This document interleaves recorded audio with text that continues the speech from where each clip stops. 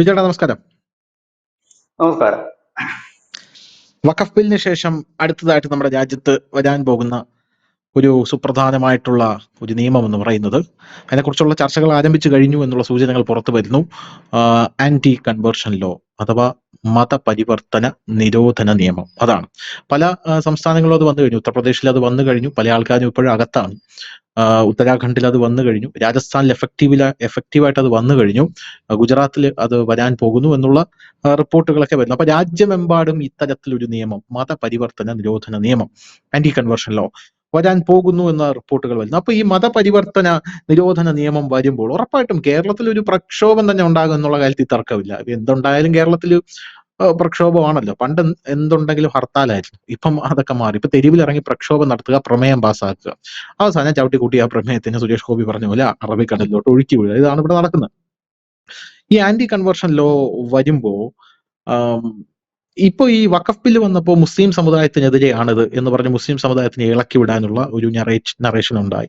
ഇനി ഈ anti conversion law വരുമ്പോൾ അതിപ്പോ തന്നെ തുടങ്ങിയിട്ടുണ്ട്. ഇത് ക്രിസ്ത്യാനികൾക്കെതിരാണ്. ക്രിസ്ത്യാനികളെ മൊത്തത്തിൽ ഇളക്കി വിടാനുള്ള ഒരു ലൈൻ അവർ അവിടെ സ്വീകരിക്കും എന്നുള്ള കാര്യത്തിൽ തർക്കമില്ല. അത് കേരളത്തിൽ നല്ലപോലെ യേശും. കാരണം നല്ലൊരു വിൽപ്പന ചരക്കാണ് അത് കേരളത്തിൽ. ആ ഒരു പ്രതീക്ഷയിലാണ് ഇവിടെയുള്ള പ്രതിപക്ഷങ്ങളൊക്കെ ഇരിക്കുന്നത് എന്നാണ് മനസ്സിലാവുന്നത്. ഇപ്പോ ഞാൻ ഇതിനെക്കുറിച്ച് ഇന്നലെ എന്റെ കുറച്ച് ക്രിസ്ത്യൻ സുഹൃത്തുക്കളുമായിട്ട് സംസാരിച്ചു. അപ്പൊ അവര് പറയുന്നത് ഈ ആന്റി കൺവേർഷൻ ലോ എന്ന് പറയുന്നത് വളരെ നല്ലൊരു സംഭവമാണെന്നാണ് പറയുന്നത്. ഈ ക്രിസ്ത്യാനികളുടെ മുഴുവൻ പേരും നശിപ്പിക്കുന്നത് യഥാർത്ഥത്തിൽ ഈ ഇവാഞ്ചലിസ്റ്റുകളാണ് എന്നാണ് അവർ പറയുന്നത്. ഇവാഞ്ചലിസ്റ്റുകളാണ്, അത് അവർക്കെതിരെയുള്ള നിയമമാണ്, അത് ഞങ്ങളെ ഒന്നും ബാധിക്കുന്നില്ല എന്നാണ് അവർ പറയുന്നത്. അത് ഇവാഞ്ചലിസ്റ്റുകളാണ്. ഇപ്പൊ വടക്ക് കിഴക്കൻ സംസ്ഥാനത്തിലോട്ടൊക്കെ നോക്കിക്കഴിഞ്ഞാൽ ഈ കോൺഗ്രസിന്റെ ഒരു 60 കൊല്ലത്തിനിടയ്ക്ക്, അവർ ഭരിച്ച 60 കൊല്ലത്തിനിടയ്ക്ക് ഈ വടക്ക് കിഴക്കൻ സംസ്ഥാനങ്ങൾ പൂർണ്ണമായിട്ടും ക്രിസ്തീയവൽക്കരിച്ചു കഴിഞ്ഞു. ഇപ്പൊ ഞാൻ പറഞ്ഞല്ല, ഷേഖ് ഹസീന തന്നെ പറഞ്ഞതാണ്, ഈ ക്രിസ്തീയവൽക്കരിച്ചു കഴിഞ്ഞ ഈ വടക്ക് കിഴക്കൻ സംസ്ഥാനം പുലർത്തിയെടുത്ത ഒരു ഇവാഞ്ചലിസ്റ്റിക് നേഷൻ രൂപീകരിക്കാനാണ് ഇവരുടെ ഒരു തീരുമാനമെന്ന്. ഇപ്പൊ നമ്മൾ കഴിഞ്ഞ ദിവസം 3 ആഴ്ചയ്ക്ക് മുമ്പ് അരുണാചലിൽ നിന്നൊരു വാർത്ത പുറത്തു വന്നിരുന്നു. അതായത് ഈ ആന്റി കൺവേർഷൻ ലോയ്ക്കെതിരെ, അത് വന്നില്ല, അതിനു മുമ്പേ അതിനെതിരെ വലിയ രീതിയിലുള്ള പ്രക്ഷോഭം അവിടെ ജനങ്ങൾ തെരുവിലിറങ്ങി നടത്തുകയാണ് എന്ന രീതിയിൽ ഒരു ഇത് വന്നിരുന്നു. അപ്പൊ അങ്ങനെ വന്നിരുന്നു. പിന്നെ അടുത്തൊരു സംഭവം എന്ന് പറഞ്ഞാൽ, ഇത് ലവ് ജിഹാദ് പോലെയുള്ളതിനെ എഫക്റ്റീവായിട്ട് പ്രതിരോധിക്കാൻ ഇതിനെ കൊണ്ട് സാധിക്കും എന്നുള്ള കാര്യത്തിൽ തർക്കമില്ല. അപ്പോൾ പ്രധാനപ്പെട്ട ഒരു ചോദ്യം, ഇത് ക്രിസ്ത്യാനികൾക്കെതിരാണോ? രണ്ടാമത്തെ ഒരു ചോദ്യം എന്ന് പറയുന്നത്, ഈ നിർബന്ധിത മതപരിവർത്തനം, അത് ഇത് തടയുന്ന ഒരു നിയമമാണിത്. അപ്പൊ പല ആൾക്കാരും ചോദിക്കുന്നത്, എങ്ങനെയാണ് ഈ രാജ്യത്ത് നിർബന്ധിത മതപരിവർത്തനം ഉണ്ടാകുന്നത്?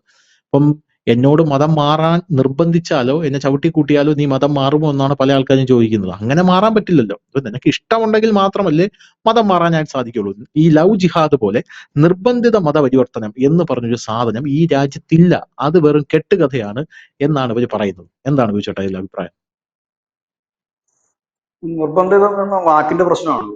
അതിന് നമ്മൾ ഇംഗ്ലീഷിൽ പറഞ്ഞ സംഭവം തരും, പ്രഷർ എന്ന് പറഞ്ഞാൽ മതി. പ്രഷർ ചെലുത്തും. നമ്മുടെ രാജ്യത്ത് ആകമാനം എല്ലാത്തിലും, ഈ പൊളിറ്റിക്സിലടക്കം പ്രഷർ ഗ്രൂപ്പുകളുണ്ട്, സമ്മർദ്ദ ഗ്രൂപ്പുകളാണ്. രാഷ്ട്രതന്ത്രശാസ്ത്രം പഠിക്കുമ്പോൾ, ഞാനൊക്കെ പഠിച്ചിരുന്ന സമയത്ത് അതിനകത്ത് ഒരു ചാപ്റ്റർ തന്നെ പ്രഷർ ഗ്രൂപ്പുകളെ കുറിച്ചാണ്. അതായത് ഇപ്പോ നമ്മുടെ രാഷ്ട്രീയ പോരാളികളെ സംബന്ധിച്ച് പ്രഷർ ഗ്രൂപ്പുകൾ ആരെയെന്ന് വെച്ചാൽ മതസംഘടനകളാണ് പ്രഷർ ഗ്രൂപ്പ്. അപ്പൊ അവരിങ്ങനെ പ്രഷർ ഉണ്ടാക്കിയിട്ട് അവരുടെ ആവശ്യങ്ങൾ നേടിയെടുക്കുന്നത് പ്രഷർ ഗ്രൂപ്പ്. അപ്പം ഈ നിർബന്ധിത മതപരിവർത്തനം എന്ന് പറഞ്ഞ് എനിക്കൊന്നും പലർക്കും മനസ്സിലാകുന്നില്ല. ഇപ്പൊ ധനുഷ് ചോദിച്ച ചോദ്യം തന്നെയാണ്, എന്നെ നിർബന്ധിച്ചാൽ നീ മതം മാറും? അതല്ല നിർബന്ധിതം എന്ന് പറയുന്ന ആ വഴിയല്ല. ഒരാളെ നമ്മൾ നിർബന്ധിക്കുക എന്നുള്ളതല്ല. ഒരാളെ നമ്മൾ തന്ത്രപൂർവ്വം ഒരു ട്രാപ്പിലേക്ക് ആക്കുകയും അയാളിലേക്ക് ഒരു പ്രഷർ നമ്മൾ ചെലുത്തുകയും ചെയ്യുന്നതിനാണ് നിർബന്ധിതം എന്ന് നമ്മൾ പറയുന്നത്. അല്ലാതെ ആരും തോക്ക് ചൂണ്ടിട്ട് മതം മാറാൻ ഇന്ത്യയിലും നല്ല ലോകത്തെങ്ങും ആരും പറയാറില്ല. ISIS പോലും പറഞ്ഞിട്ടില്ല. അപ്പം ഇതിനകത്ത് ഇവിടുത്തെ സംഭവം എന്ന് വെച്ച് കഴിഞ്ഞാല്, ഈ ക്രിസ്ത്യൻ സഭകൾക്ക് ഇതിനോട് ഒരു എതിർപ്പുമില്ല.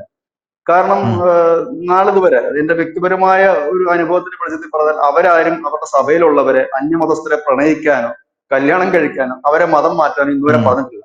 വേറൊരു സമുദായത്തിൽ നിന്ന് പ്രണയിക്കരുത്, കെട്ടരുതെന്നാണ് അതിലെ ഭൂരിപക്ഷം സഭക്കാരും പറയുന്നത്. കേരളത്തിലെ കാര്യമാണ് ഞാൻ പറയുന്നത്. അതായത് അവരെ ആളെ കൂട്ടാൻ ആഗ്രഹിക്കുന്നില്ല എന്നുള്ളത് വ്യക്തം. കാരണം കേരളത്തിലെ ക്രിസ്തീയ സഭകൾക്ക്, ഇപ്പൊ റോമൻ കാത്തലിക് RC-ക്കാർക്കോ അല്ലെങ്കിൽ മാർത്തോമക്കാർക്കോ യാക്കോബൈറ്റിനോ അല്ലെങ്കിൽ മറ്റേ ഓർത്തഡോക്സിനൊക്കെ ആളെ കൂട്ടുന്നുവെങ്കിൽ അവർക്ക് പണ്ടേ കഴിയുമായിരുന്നു. കാരണം അതിനുള്ള സംവിധാനം അവർക്ക് കേരളത്തിലല്ല, ഇന്ത്യ മുഴുവനുണ്ട്. സ്കൂളുകളുണ്ട്, ആശുപത്രികളുണ്ട്, അവിടെയൊക്കെ ജോലി കൊടുക്കുക, മറ്റെന്തെങ്കിലുമൊക്കെ ചെയ്തിട്ട് അവർക്ക് മാറ്റാം. മാറ്റിയിട്ടില്ല എന്നുള്ളതല്ല, ചെറിയ രീതിയിലൊക്കെ ചെറിയ സഭകൾ മാറ്റിയെടുക്കുന്നുണ്ട്. കാരണം അവർക്ക് ആളുടെ എണ്ണം വേണമായിരുന്നു. വലിയ സഭകളൊന്നും അതിന് താല്പര്യപ്പെടുന്നില്ല എന്ന് മാത്രമല്ല, അവരുടെ പെൺകുട്ടികളെ ആൺകുട്ടികളെ ഒന്നും വേറെ ഏതെങ്കിലും സമുദായത്തിൽ കെട്ടിച്ചുകൊണ്ട് പോയി അവിടെ നാളെ കൊണ്ടുവരണം എന്ന് അവർക്ക് നിർബന്ധമില്ലെന്ന് മാത്രമല്ല, അതിനെ അവർ തടയിടാൻ ശ്രമിക്കാറുമുണ്ട്. വേറൊരു സമുദായത്തിൽ നിന്നുള്ള പ്രണയത്തെയൊക്കെ അവർ നിരുത്സാഹപ്പെടുത്താറുണ്ട്. പബ്ലിക്കായിട്ട് അവർ പറയാറുണ്ട്, അതിനകത്ത് ഞങ്ങൾ പങ്കെടുക്കില്ല എന്നൊക്കെ അവർ പറയും. പിന്നെ മതം മാറാന്നൊക്കെ പറഞ്ഞാലും വലിയ പ്രയാസകരമാണ് ഇവരുടെ കാര്യം. അങ്ങനെ നിൽക്കുന്ന ഒരു സഭക്കാരാണത്. അപ്പൊ അവരെ ഇത് ബാധിക്കുന്നില്ല. പിന്നെ ഈ മതപരിവർത്തനം എന്ന് പറയുമ്പോൾ ഒരാൾക്ക് ഇന്ത്യയിൽ ഏത് മതത്തിൽ വേണമെങ്കിലും ജീവിക്കാനും ആ വിശ്വാസം പിന്തുടരാനും അവകാശമുണ്ട്. എനിക്ക് നാളെ വേണമെങ്കിൽ ഇസ്ലാം മതത്തിലേക്കോ ക്രിസ്തീയ മതത്തിലേക്കോ പോകാം, അവരുടെ വിശ്വാസ പ്രമാണങ്ങൾ എനിക്ക് പിന്തുടരാം, ഒരു തെറ്റുമില്ല. നമ്മുടെ രാജ്യം അതിനെ അനുവദിക്കുന്നുണ്ട്, നമ്മുടെ ഭരണഘടന അനുവദിക്കുന്നു. പക്ഷെ അതിനെ ഒരു ഫോഴ്സ് ചെലുത്തുക, അതായത് എന്റെ വീട്ടിലേക്ക് വരുന്നു, എന്റെ ന്യൂനതകളെ, എന്റെ ബലഹീനതകളെ മുതലെടുക്കും. ഒന്ന്, എനിക്ക് സാമ്പത്തികമായി ബുദ്ധിമുട്ടുണ്ടെങ്കിൽ എന്നെ സാമ്പത്തികമായി സഹായിക്കാമെന്ന് പറയും. രണ്ട്, എനിക്ക് ശാരീരികപരമായ ബുദ്ധിമുട്ടുണ്ടെങ്കിൽ നിങ്ങളുടെ രോഗം മാറ്റാൻ ഞങ്ങൾ സഹായിക്കാമെന്ന് പറയുന്നു. ഇല്ല എങ്കിൽ നമുക്ക് വീട് വെച്ച് തരുന്നു, മറ്റുള്ള തരാമെന്ന് പറയുന്നു. മറ്റൊന്ന്, ഇതൊന്നും നടക്കാതെ വരുമ്പോൾ പ്രണയിക്കുന്നു, പ്രണയിച്ച് മതം മാറ്റുന്നു. ഇങ്ങനെയൊക്കെയുള്ള, ഇല്ലെങ്കിൽ പണം കടം കൊടുക്കുന്നു, ഒടുവിൽ ഒരു ഊരാക്കുടുക്കിലേക്ക് പെട്ട് കഴിയുമ്പോൾ തിരിച്ച്. എന്നിട്ട് ഇവർ പൊതുവെ പറയുന്ന കാര്യം ഹിന്ദു മതത്തിലെ ജാതീയത കൊണ്ടാണ് മാറുന്നതെന്നാണ്. അങ്ങനെയാണെങ്കിൽ ഏറ്റവും വലിയ ജാതീയത ക്രിസ്ത്യൻസിനകത്താണ്. ഈ പറയുന്ന ദളിത് ക്രിസ്ത്യനെ മറ്റവർ അംഗീകരിക്കുന്നുണ്ടോ? ഇല്ല. ക്രിസ്ത്യൻസിന് അത് വലിയ ജാതീയതയാണ്. ഒരു സഭക്കാരൻ മറ്റൊരു സഭക്കാരനെ കെട്ടത്തില്ല. ആ പറയുന്നവരാണ്. ജാതീയതയുണ്ട് എല്ലാത്തിലും. പള്ളിയിൽ കയറത്തില്ല. ഈഴവ പള്ളിയില്ല തിരുവനന്തപുരത്ത്. എന്തുകൊണ്ടാണ് ആ പള്ളി വേറെ പേരൊന്നും മാറാത്തത്? ഇപ്പോഴും ഇല്ല സാർ. അങ്ങനെയൊക്കെ ഉണ്ട്. അപ്പം അങ്ങനെയൊക്കെയുള്ള ഒരുപാട് കാര്യങ്ങൾ നടക്കുന്നത്. അപ്പൊ അതൊന്നും അല്ല കാര്യം. ഇവർ ചെയ്യുന്ന പരിപാടി ഇതാണ്. അതുകൊണ്ടാണ് പലയിടത്തും ഇത് പ്രശ്നങ്ങളായിട്ട് മാറാറുണ്ട്. പക്ഷെ ഇതിനെ പ്രതിരോധിക്കാൻ ഒരു നിയമമില്ല. കാരണം നമ്മൾ കഴിഞ്ഞ ദിവസം ഒരു 2 ആഴ്ചക്ക് മുമ്പ് നമ്മളൊരു ഒരു ഒരു വാർത്ത കണ്ടിരുന്നു. അതിനകത്ത് ഒരാളുടെ രോഗം മാറ്റി കൊടുക്കാൻ സാമ്പത്തിക സഹായിക്കുന്ന ഒരു ഓപ്പറേഷൻ വേണം, ഓപ്പറേഷന് കുറച്ച് തുക വേണം, അത് തുക കൊടുക്കാന്ന് പറഞ്ഞൊരു പാസ്റ്റർ ഇത് കണക്ക് ചെന്ന് ഇയാളെ മതം മാറ്റി കഴിഞ്ഞ് തുകയും ഇല്ല, ഒന്നുമില്ല. ഇയാളുടെ ഇതൊക്കെ ആയി. പിന്നെ വിളിക്കുമ്പോൾ പാസ്റ്റർ ഇട്ട് ഫോൺ എടുക്കത്തുമില്ല, അങ്ങോട്ട് പോകത്തുമില്ല. അയാൾ അതിനെതിരെ കേസ് കൊടുത്തു. അത് നിർബന്ധിത മതപരിവർത്തനമാണ്. അത് അയാളെ നിർബന്ധിതമായി പണം നൽകി ഇല്ല നൽകാമെന്ന് പറഞ്ഞ് പ്രലോഭിപ്പിച്ചു. രണ്ട്, ഇപ്പൊ ഒരു പെൺകുട്ടിയെ പ്രണയിച്ച് വിവാഹം കഴിക്കുന്നു. പ്രണയ വിവാഹം എന്ന് പറയുന്നത് ഒന്നിച്ച് ജീവിക്കാൻ വേണ്ടിയിട്ടാണ്. അവിടെ മതവും ജാതിയും ഒന്നും അല്ലല്ലോ പ്രശ്നം, ഒന്നിച്ച് ജീവിക്കുക എന്നുള്ളതാണ്. പക്ഷെ പകരം ആ പെൺകുട്ടിയെ പ്രണയിച്ച് വിവാഹം കഴിക്കുന്നതിന് തൊട്ട് മുമ്പ് ഒരു പ്രഷർ കൊടുക്കുന്നു, നീ മതം മാറണം, ഞങ്ങളുടെ മതാചാരപ്രകാരം നീ ജീവിക്കണം എന്ന് പ്രഷർ കൊടുക്കുന്നു. അതും ഇതിനകത്ത് വരുന്നതാണ്.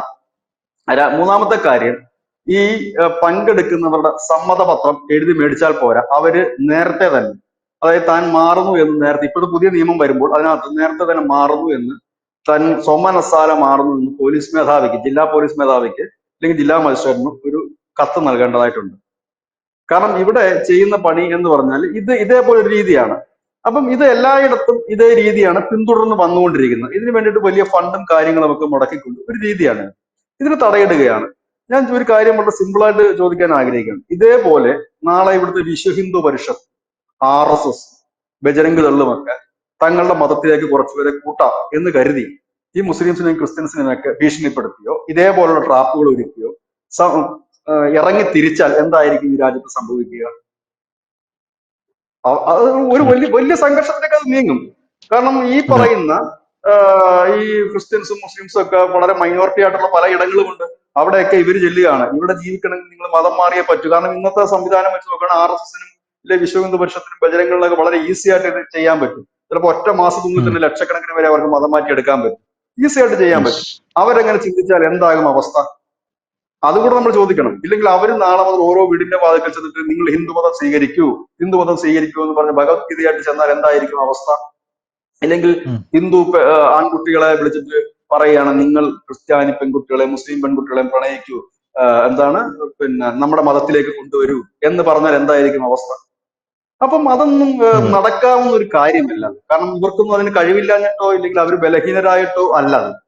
പകരം അവര് അത് വേണ്ട, ക്രിസ്ത്യാനികൾ ചിന്തിക്കുന്നത് പോലെ തന്നെ, അതായത് നല്ല ക്രിസ്ത്യൻ സഭകൾ ചിന്തിക്കുന്നത് പോലെ തന്നെയാണ് ഹിന്ദുക്കൾ ചിന്തിക്കുന്നത്. നമുക്ക് ആളെ കൂട്ടുന്ന ആവശ്യമില്ല, ഇപ്പോഴുള്ളവരെ നേരായ വഴിക്ക് കൊണ്ടുപോകുക എന്നുള്ളത് മാത്രമാണ് ലക്ഷ്യം. ഇവിടെയാണ് ഈ ശ്രമം നടക്കുന്നത്. ക്രിസ്ത്യാനികൾ പറയും ഞങ്ങളെ ലവ് ജിഹാദ് വഴിയാണ് മുസ്ലിംസ് മതം മാറ്റിയെടുക്കുന്നതെന്ന് പറയും. ഈ ഹിന്ദുക്കൾ പറയും ഞങ്ങളെ ക്രിസ്ത്യാനികൾ മതം മാറ്റിയെടുക്കുന്നെന്ന് പറയും. ഇത് രണ്ടു കൂട്ടരും ഇങ്ങനെ പരസ്പരം അങ്ങോട്ടും ഇങ്ങോട്ടും പറയുന്നുണ്ട്. അപ്പം ഇപ്പൊ ഒരാൾക്ക് മതം മാറണമെങ്കിൽ അതിന്റെ ആശയം ഉൾക്കൊള്ളുന്നുണ്ട്, ഇല്ലെങ്കിൽ ആ മതത്തിൽ വിശ്വാസം അർപ്പിച്ചുകൊണ്ട് മാറാമല്ലോ. നമ്മുടെ കേരളത്തിൽ തന്നെ എത്രയോ ക്രിസ്ത്യൻ പള്ളികളുടെ പ്രധാന വരുമാന മാർഗ്ഗം ഹിന്ദുക്കളാണ്. ഈ ആലപ്പുഴ തന്നെ 2 പള്ളികളുണ്ട്. ആ പള്ളികളുടെ പ്രധാന ഇൻകം 90% വരുന്ന ഹിന്ദുക്കളാണ്. ആ ഹിന്ദുക്കൾ അവിടെ പ്രാർത്ഥിക്കാൻ പോകുന്നത് നേർച്ചയിടുന്നത്. അവരുടെ നേർച്ചപ്പണമാണ് ആ 2 പള്ളിയുടെ ഇൻകം, പ്രധാന ഇൻകം. ക്രിസ്ത്യാനികൾ കുറവാണ് വരുന്നത്. അത് അവരുടെ വിശ്വാസമാണ്. അത് അവർ പേഴ്സണലി എടുക്കുന്ന അവരുടെ വിശ്വാസമാണ്. ആ വരുന്നവരെ മുഴുവൻ നാളെ വളച്ച് കെട്ടി അവിടെ പ്രഷർ കൊടുത്ത് നാളെ ക്രിസ്ത്യാനിയാക്കാൻ ശ്രമിച്ചു. അതിന്റെ ഇടയിൽ അത് നടക്കുന്നുണ്ട്. അവരുടെ ആചാരങ്ങളൊക്കെ പഠിപ്പിക്കുന്നുണ്ടെങ്കിൽ പോലും നാളെ അവർ അതിനകത്തേക്ക് മാറിപ്പോയാൽ അവരുടെ സോമാനസാല പോകുന്നതാണ്. രണ്ടാമത് അവർക്ക് പ്രഷർ കൊടുത്ത് നിങ്ങളുടെ അസുഖം, ഇപ്പൊ നിങ്ങളുടെ ഹൃദ്രോഗം മാറ്റിത്തരാം, ഇല്ലെങ്കിൽ നിങ്ങളുടെ കിഡ്നി മാറ്റിത്തരാം, ഇല്ലെങ്കിൽ അതിനുള്ള പ്രോബ്ലംസ് മാറ്റിത്തരാം, നിങ്ങളുടെ അസുഖം മാറ്റിത്തരാം, നിങ്ങൾ മതത്തിൽ വരിക എന്ന് പറഞ്ഞാൽ ഒരു മതത്തിൽ പോയാലും അസുഖം മാറില്ല. അസുഖം മാറണമെങ്കിൽ ആശുപത്രിയിൽ തന്നെ പോകണം. അങ്ങനെയാണെന്നുണ്ടെങ്കിൽ ഈ കോവിഡ് വന്ന സമയത്ത് ഈ പറയുന്ന മഹാമാന്ത്രികന്മാരൊക്കെ എവിടെയായിരുന്നു? ഹിന്ദു മതത്തിലുള്ളതായാലും ഈ ഇവാഞ്ചലിസ്റ്റുകളിൽ ഉള്ള പാസ്റ്റർമാരായാലും പെട്ടെന്ന് രോഗ ശുശ്രൂഷയൊക്കെ വരുന്നു, ഇവരൊക്കെ എവിടെയായിരുന്നു എന്നുള്ളൊരു ചോദ്യമുണ്ട്. ഇവരൊന്നും പൊടിയിട്ട് മഷിയിട്ട് നോക്കിയാൽ കാണാനില്ലായിരുന്നു ഇവരൊന്നും. അപ്പം അതൊക്കെ വേറെ.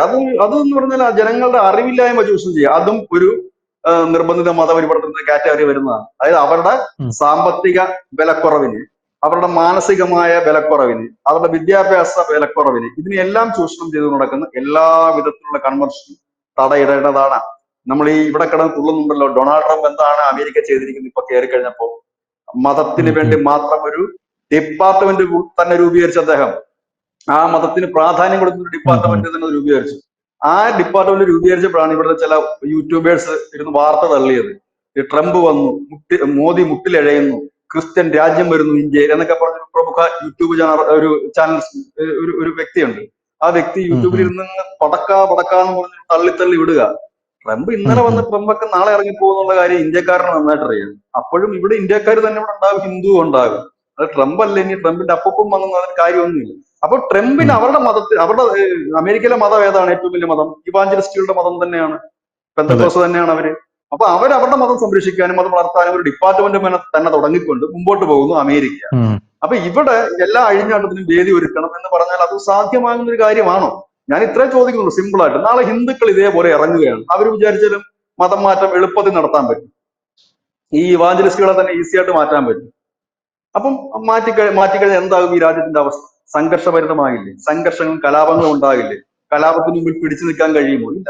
അപ്പൊ അങ്ങനെയല്ല, നിയമപരമായിട്ടുള്ള വഴിയിൽ ഇപ്പൊ എനിക്കിപ്പം ക്രിസ്ത്യ മതം സ്വീകരിക്കണം, ഇല്ലെങ്കിൽ ഇസ്ലാം മതം സ്വീകരിക്കണമെങ്കിൽ എനിക്ക് അതിനുള്ള ഓപ്ഷൻസ് ഉണ്ട്. ഇവിടെ നമ്മൾ പോവുക, നമ്മുടെ അതിനകത്ത് വിശ്വാസ പ്രമാണങ്ങളിൽ ചേരുക, ഗസറ്റിൽ. എന്താ ഇവരാരും ഗസറ്റിലൊന്നും പേര് വിജ്ഞാപനം ചെയ്യാത്തത്? ഹിന്ദുക്കളിൽ നിൽക്കുക, ഹിന്ദുവിന്റെ ദളിത് വിഭാഗത്തിൽ നിൽക്കുക, ഇവർ മതം മാറും. മതം മാറിക്കഴിഞ്ഞതിന് ശേഷം ഇവരുടെ കാർഡിലായാലും ഇവരുടെ എല്ലാ ഡീറ്റെയിൽസിലായാലും ആ ജാതി തന്നെയാണ്. കാരണം ജാതി സംവരണം കട്ടാകരുത്, സാമ്പത്തികം സർക്കാർ ആനുകൂല്യങ്ങൾ നിന്ന് പോകരുതെന്ന് കരുതിയിട്ടാണ്. ശരിക്കും മാറുമ്പോൾ അങ്ങനല്ലേ മാറേണ്ടത്? മതം മാറുമ്പോൾ പേരും നാളും ഒക്കെ മാറി ഗസറ്റിൽ വിജ്ഞാപനം ചെയ്ത് ഫുള്ളി മാറണം. അത് മാറുന്നില്ലല്ലോ. അപ്പോഴാണ് ഇവർ പറയുന്നത് ദളിത് ക്രൈസ്തവർക്ക് സംവരണം കൊടുക്കുന്നു. അങ്ങനെ ഒരു മതാടിസ്ഥാന സംവരണം ഇന്ത്യയിൽ ഇല്ല. ദളിതർക്ക് സംവരണമുണ്ട്, അത് ഒറ്റ ദളിതരേ ഉള്ളൂ. ഇന്ത്യൻ ഭരണഘടന അംബേദ്കർ വ്യക്തമായി തന്നെ എഴുതി വെച്ചിരിക്കുന്ന കാര്യമാണ്. സിഖുകാർക്കും ഹിന്ദുക്കൾക്കും മാത്രമാണ് സംവരണം ഉള്ളത്, അതിനകത്ത് വിഭാഗങ്ങൾക്ക് മാത്രമാണ്. അല്ലാതെ കുറച്ച് കഴിയുമ്പോൾ ദളിത് മുസ്ലിങ്ങൾക്ക് സംവരണം, ദളിത് ക്രിസ്ത്യൻക്ക് സംവരണം, അങ്ങനെയില്ല. ദളിതർ എന്നുള്ളൊരു സാധനത്തിന് മാത്രമേ സംവരണമുള്ളൂ. അതുകൊണ്ടാണ് ഇവരൊക്കെ ഇത് കണക്ക് പേര് മാറ്റാതെ നിന്നിട്ട് ഇങ്ങനത്തെ ഒരു കാര്യങ്ങൾ ചെയ്യുന്നത്. അതായത് സർക്കാർ ആനുകൂല്യം വരുമ്പോൾ ഞാൻ ഇന്ന ജാതിയാണെന്ന് പറയും, ഒരു മടി ഉണ്ടായില്ല. അപ്പുറത്തേക്ക് പോകുമ്പോൾ എനിക്ക് ജാതി മതമൊന്നുമില്ല, ഞാൻ ഇതാണ് ക്രിസ്ത്യ വിശ്വാസിയാണ്. അപ്പം ആ സഭകൾ തന്നെ, ക്രിസ്തീയ സഭകൾ തന്നെ ഇതിനെതിരാണ്. കാരണം നമുക്കൊക്കെ അറിയാവുന്ന ഒരുപാട് മതമേലധ്യക്ഷന്മാരുണ്ട്. അവരെല്ലാം പറയുന്നത് ഇത് നിർത്തേണ്ടതാണ്, നിർബന്ധിത മതപരിവർത്തനമല്ല വേണ്ടത്. നമ്മുടെ ആ വിശ്വാസങ്ങളോട് കൂടി ആര് വരുന്നു അവരെ സ്വീകരിക്കുക, അതിനുള്ള എല്ലാ സ്വാതന്ത്ര്യവും നമ്മുടെ രാജ്യത്തുണ്ട്, ഇനിയും ഉണ്ടാകുക തന്നെ ചെയ്യും. ആർക്കും ഏത് മതത്തിലും അങ്ങോട്ടും ഇങ്ങോട്ടും പോകാം. എനിക്ക് സത്യം പറഞ്ഞാൽ ചിരിയാണ് വരുന്നത്. കാരണം ഈ രാഷ്ട്രീയ പാർട്ടിയിൽ ആൾക്കാർ അങ്ങോട്ടും ഇങ്ങോട്ടും പോകുന്നത് ഞാൻ കണ്ടിട്ടുണ്ട്. മതത്തിൽ നിന്ന് അങ്ങോട്ടും ഇങ്ങോട്ടും പോകുന്നതിന് ആദ്യമായിട്ടാണ് കാണുന്നത്. ക്രിസ്ത്യൻ മതത്തിൽ പോയവരാണ് ഗർഭാപ്പസി എന്ന് പറഞ്ഞ് തിരിച്ച് ഹിന്ദു മതത്തിലേക്ക് വരുന്നത്. പിന്നെ കുറച്ചുപേര് മുസ്ലിം മതത്തിൽ നിന്ന് ഹിന്ദു മതത്തിലേക്ക് വരുന്നു. ഈ രാഷ്ട്രീയ പാർട്ടി നമ്മൾ കണ്ടിട്ടുണ്ട്. ഈ തെരഞ്ഞെടുപ്പ് കാലമൊക്കെ വരുമ്പോഴത്തേനും കമ്മ്യൂണിസ്റ്റ് എന്നുള്ള ഒരു BJP പോകുന്നു, BJP എന്നുള്ള ഒരു കോൺഗ്രസിൽ പോകുന്നു. ഇതൊക്കെ നമ്മൾ കണ്ടിട്ടുണ്ട്. പക്ഷെ അത് രാഷ്ട്രീയമാണെന്ന് പറയും. രാഷ്ട്രീയം പോലെയാണോ മതം? അപ്പൊ ആ പോയവർക്കൊക്കെ അത്രയും ഉണ്ടായിരുന്ന ബോധം എന്നുള്ളതാണ്. ഈ പോയവരോട് ചോദിക്കുമ്പോൾ അവർ പല കാരണങ്ങളാണ് പോയത്. വീട് വെച്ച് തരാന്ന് പറഞ്ഞപ്പോൾ ഞങ്ങൾ പോയി, പിന്നെ ഓപ്പറേഷന് പൈസ തരാന്ന് പറഞ്ഞപ്പോൾ പോയി, പിന്നെ മറ്റേതിന് പൈസ തരാന്ന് പറഞ്ഞപ്പോൾ പോയി, മറിച്ചതിന് പൈസ തരാന്ന് പറഞ്ഞപ്പോൾ പോയി, പിന്നെ പ്രേമിച്ച് മതം, ഇങ്ങനെയൊക്കെയാ പറയുന്നത്. അങ്ങനെയല്ല വേണ്ടത്. നമുക്കൊരു രാഷ്ട്രീയ പാർട്ടിയിൽ എങ്ങനെയാണോ നമ്മൾ വിശ്വസിക്കുന്നത്, അതിന്റെ ആദർശത്തെ ഇഷ്ടപ്പെട്ട് നമ്മൾ വിശ്വസിക്കുന്ന പോലെ തന്നെയാണ് മതം. അങ്ങനെയാണ് കരുതുന്നത്. മതം കുറച്ചുകൂടി സെൻസിറ്റീവായ വിഷയമാണ്.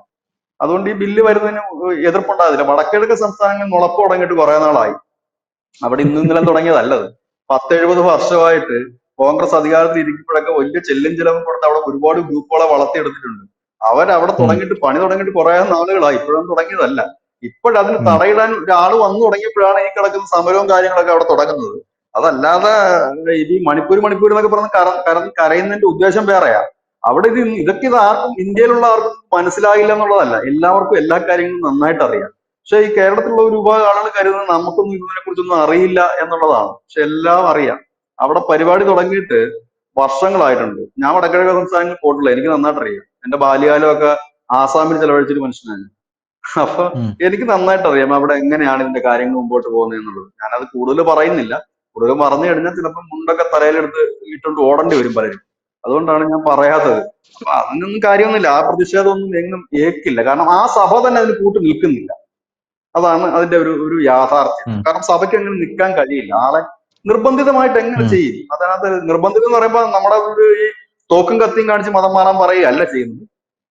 ഫോഴ്സ് ചെലുത്തുകയാണ് ചെയ്യുന്നത്, പ്രഷർ കൊടുക്കുകയാണ് ചെയ്യുന്നത്. എന്തൊക്കെ തരത്തിലുള്ള പ്രഷറാണെന്നാണ് ഞാൻ നേരത്തെ വ്യക്തമായി സൂചിപ്പിച്ചത്. സാമ്പത്തിക പ്രഷർ, വീട് വെച്ച് കൊടുക്കാനുള്ള പ്രഷർ, അസുഖം മാറ്റി കൊടുക്കാനുള്ള പ്രഷർ, പ്രണയ പ്രഷർ, പല പ്രഷറുണ്ട്. ഇതിപ്പോ ഞാൻ ക്രിസ്ത്യാനികളെ മാത്രമല്ല പറയുന്നത്, മുസ്ലിം വിഭാഗവും ഇത് തന്നെയാണ് ചെയ്യുന്നത്. ലവ് ജിഹാദ്, നക്കോട്ടിക് ജിഹാദ്, ലാൻഡ് ജിഹാദ്, അങ്ങനെ പലതരം ജിഹാദുകൾ നടത്തുന്നുണ്ട്. അങ്ങനെ അവര് മുസ്ലിംസ് പിന്നെ വേറൊരു കാര്യമുണ്ട്, വളരെ ഓപ്പൺ ആയിട്ടാണ് പറയുന്നത് കേട്ടോ. അവരെന്നിട്ട് പറയും ഞങ്ങളുടെ മതത്തിലേക്ക് വരൂ, ആനുകൂല്യങ്ങൾ തരാം എന്നൊക്കെ. എനിക്ക് നേരിട്ട് അറിയാവുന്ന കേസുകളുണ്ട് ഒരുപാട്. അത് ഞാൻ കുറച്ചുകൂടെ അവരെ അന്തസ്സോടെ കാണുന്നുണ്ട്. കാരണം അവർ ഡയറക്റ്റ് വന്നിട്ടാണ് പറയുന്നത്. ഞങ്ങൾ വന്നിട്ട് ഞങ്ങൾ സംഭവം ഇങ്ങനെ വന്ന് നിരന്തരം പ്രഷർ ചെലുത്തി ട്രാപ്പിൽ പെടുത്താറ്. എല്ലാം നേരെ പോകുന്ന പരിപാടികൾ. പൈസ മതം മാറിക്കഴിഞ്ഞാൽ എത്ര, 5 ലക്ഷം രൂപ തരാം, അതിന്റെ 10 ലക്ഷം രൂപ തരാം, അപ്പൊ തന്നെ ക്യാഷ് ഇട്ടേക്കാം, മാറിക്കഴിഞ്ഞ് മതി. അവര് പിന്നെ ഇതുപോലെയല്ല. അവർ മതം മാറ്റി കഴിഞ്ഞാൽ അവരുടെ പള്ളിയിൽ മഹലിലൊക്കെ പേര് ഇട്ടിട്ട് അവര് ഗസറ്റിലൊക്കെ പേര് വിജ്ഞാപനം ചെയ്യാറുണ്ട്. കുറച്ചുകൂടെ ഒരു മാന്യമായ ഒരു മതം മാറ്റം. പിന്നെ അവരുടെ ലവ് ജിഹാദം വേറൊരു രീതി, അത് വേറെ മെത്തേഡാണ്. ലവ് ജിഹാദ്, ഒരു പെണ്ണിനെ പ്രണയിച്ച് അതിലേക്ക് കൊണ്ടിരുന്നു. ഇതല്ല നേരിട്ടുള്ള, അവിടെ നേരിട്ട് മുസ്ലിം കൺവെർഷൻ നേരിട്ട് നടത്തുന്നത് ഇങ്ങനെയാണ്. അവർ വളരെ ഓപ്പൺ ആയിട്ട് തന്നെ അവർ പറയുകയും അതിലേക്ക് കൊണ്ടുവരികയാണ് ചെയ്യുന്നത്. പക്ഷെ മറ്റവർ അങ്ങനെയല്ല ചെയ്യുന്നത്. ട്രാപ്പിൽ പെടുത്തുക, പ്രഷർ കൊടുക്കുക. അതാണ് ഞാൻ പറഞ്ഞത്. ഈ നിർബന്ധിത എന്നുള്ളതിന് കുറച്ചുകൂടെ ഇംഗ്ലീഷ് വൽക്കരിച്ചിട്ട് തീരാവുന്ന പ്രശ്നമേ ഉള്ളൂ. പ്രഷർ എന്ന് പറഞ്ഞാൽ തീരും, അത്രേ ഉള്ളൂ. അതാണ്. ഓക്കെ, താങ്ക് യു ബിജു ചേട്ടാ, താങ്ക് യു സോ മച്ച്.